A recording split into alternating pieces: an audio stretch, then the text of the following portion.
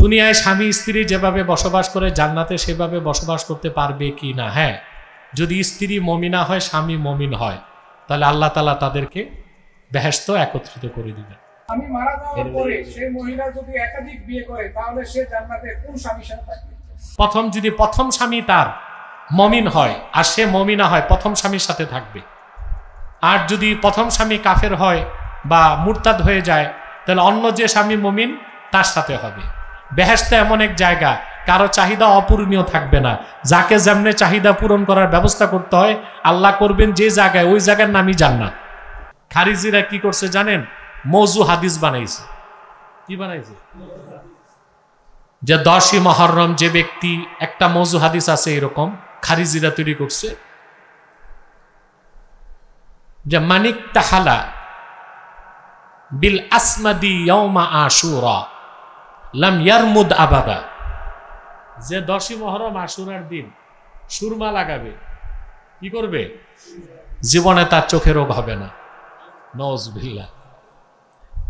এটা বদরুদ্দিন আইনি বলছেন কাতালাতুল হোসেন, ইমাম হোসেনের হত্যাকারী কুখ্যাত কাফেরগুলো এই মৌজু হাদিস তৈরি করছে।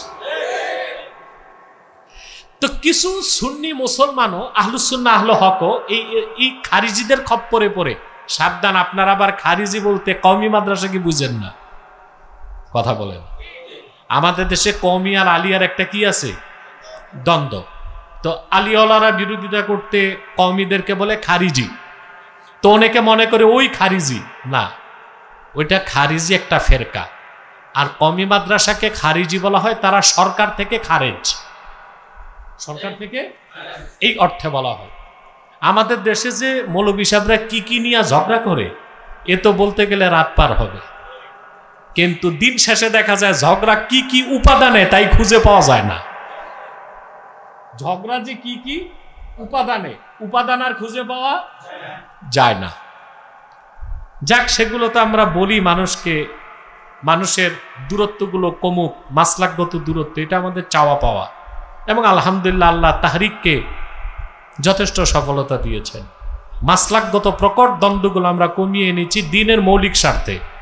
আমার মাসলাক আমার, তোমারটা তোমার, দিনের মৌলিক স্বার্থে সবাই এক। মাসলাক যার যার, দিন ইসলাম সব, ঠিক না? এখন কথা শুনতেছেন? এরপরে দেখুন, হযরতে আব্দুল্লাহ ইবনে আব্বাস রাদিয়াল্লাহু তাআলা আনহুমা থেকে আলী ইবনু যায়েদ ইবনে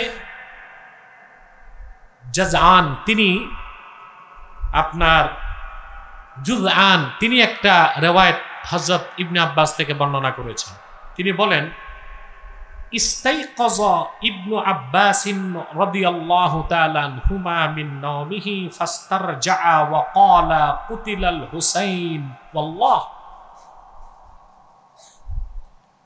হযরত আব্দুল্লাহ ইবনে আব্বাস রাদিয়াল্লাহু তাআলা আনহুমা ঘুমাইছিলেন। হঠাৎ ঘুম থেকে উঠে ইন্না লিল্লাহ পড়তে লাগছেন আর বললেন, আল্লাহর কসম, হোসেন তো শহীদ হয়ে গেছে। তো ফাকালা লাহু আসহাবুহু লিমা ইয়া ইবনা আব্বাস, ওনার সঙ্গী সাথীগণ বললেন, হে ইবনে আব্বাস, কেন এই কথাটা বললেন আপনি? আমরা তো জানি ইমাম হোসেন গেছেন ইরাকে। তখন তিনি বলেন, فقال رأيت رسول الله صلى الله عليه وسلم ومعه زجاجة من دم فقال أتعلم ما صنعت أمتي من بعدي। আব্দুল্লাহ ইবনে আব্বাস বলেন, আমি স্বপ্নে আল্লাহ রাসূল সাল্লাল্লাহু আলাইহি ওয়াসাল্লামকে দেখলাম, ওনার দাস্ত মোবারকে একটি পাত্র, পাত্রের মধ্যে রক্ত। কথা বুঝতেছেন? আর আমাকে আল্লাহ রাসূল সাল্লাল্লাহু আলাইহি ওয়াসাল্লাম বললেন, ইবনে আব্বাস, তুমি জানো আমার উম্মত কি করছে? কাতালুল হুসাইন ওয়া হাদা দামুহু ওয়া দামু আসহাবিহি আরফাউহুমা ইলাল্লাহ। আমার নাতিকে তারা শহীদ করে দিছে, আর এই হচ্ছে আমার নাতি হোসেনের রক্ত আর তার সঙ্গীদের রক্ত। আমি এটা আল্লাহর কাছে পৌঁছায় দিব। সুবহানাল্লাহ। বর্তমানে কি সুষ্ঠু নির্বাচন সম্ভব? এটা রাজনীতিবিদদের থেকে মতামত নেবেন। আমি তো দেখতেছি যে অবস্থা খুবই খারাপ, মানে প্রয়োজনীয় সংস্কার করতে হবে, আবার দেরিও করা যাবে না। বাকি এইসব কথা আমার সাবজেক্ট না, এগুলো রাজনীতিবিদ আছে তারা বলবে। তবে আদৌ নির্বাচন হবে কিনা তা নিয়ে আমি সন্দেহে আছি। আমার কথা এখানে, সুষ্ঠু অসুস্থ তো পরে, আদৌ নির্বাচন হবে কিনা 2-1 বছরে, এটা আমার সন্দেহ আছে। কারণ বাংলাদেশে যেগুলো হচ্ছে এগুলো বাহির থেকে ইন্ধন দিয়ে করা হচ্ছে, বাংলাদেশকে অচল করে দেওয়া। কি করা? এখন যদি দ্রুত নির্বাচন হয়, একজন ইলেক্টেড গভর্নমেন্ট চলে আসে, তখন দেশটা সচল হয়ে যাবে না?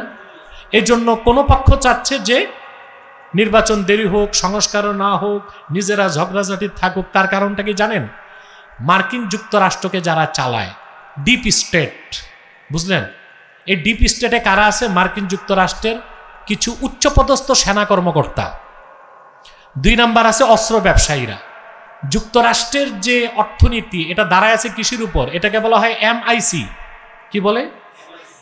MIC, military industrial complex. অর্থাৎ অক্সিজেন ছাড়া যেমন মানুষ বাঁচে না, যুদ্ধ ছাড়া আমেরিকা বাঁচবে না। তো ওখানে সবচেয়ে বড় 5টা অস্ত্র কোম্পানি আছে, এটাকে বলা হয় বিগ 5। কি বলা হয়? বিগ 5। এরা অস্ত্র বিক্রি করে। এদের কাজ হচ্ছে কয়েক বছরে এই যে আপনার আফগান যুদ্ধ, ভিয়েতনাম যুদ্ধ, ইসরায়েলের যুদ্ধ, এগুলোতেই তারা এই পর্যন্ত $1 ট্রিলিয়ন অস্ত্র বিক্রি করছে।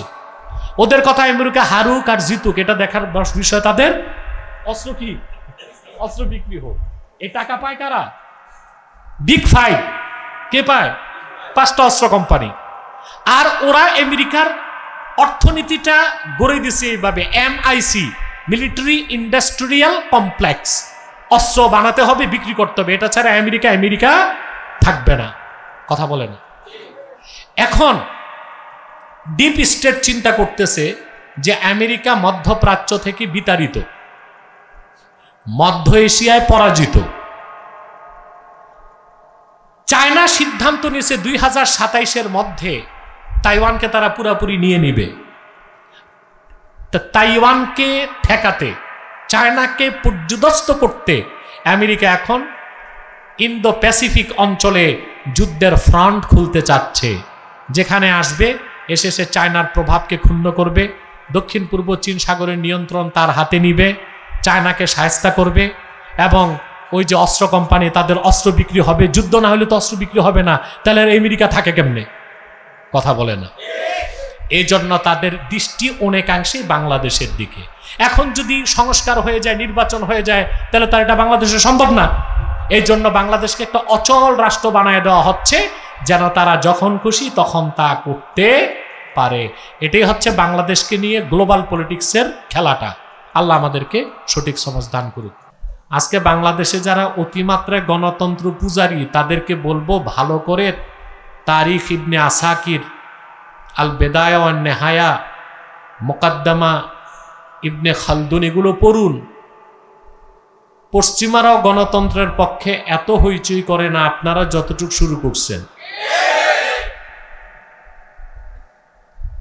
আপনারা এগুলো পড়াশোনা করুন। ইমামে হোসেন রাদিয়াল্লাহু তাআলা আনহু মুলুকিয়াতকে মেনে নেন নাই, তিনি খেলাফতের উপর অটল ছিলেন। এজিদ যে রাজনৈতিক মতাদর্শ চাপিয়ে দিয়েছিল, ওইটা কি ছিল? মুলুকিয়াত, রাজতন্ত্র। ইমামে হোসেন রাদিয়াল্লাহু তাআলা আনহু খেলাফার আদর্শকে পূর্ণ প্রতিষ্ঠিত করার জন্য বুকের তাজা রক্ত দিয়েছেন।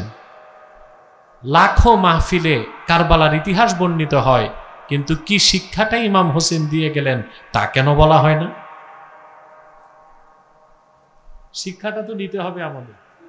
না প্রতি বছর আমরা শুধু ইতিহাসটাই শুনবো? ইতিহাস শুনবো কেন? ইমামে হোসেন রাদিয়াল্লাহু তাআলা আনহুর শিক্ষা আর দীক্ষাকে আমাদের আদর্শ হিসেবে গ্রহণ করার জন্য।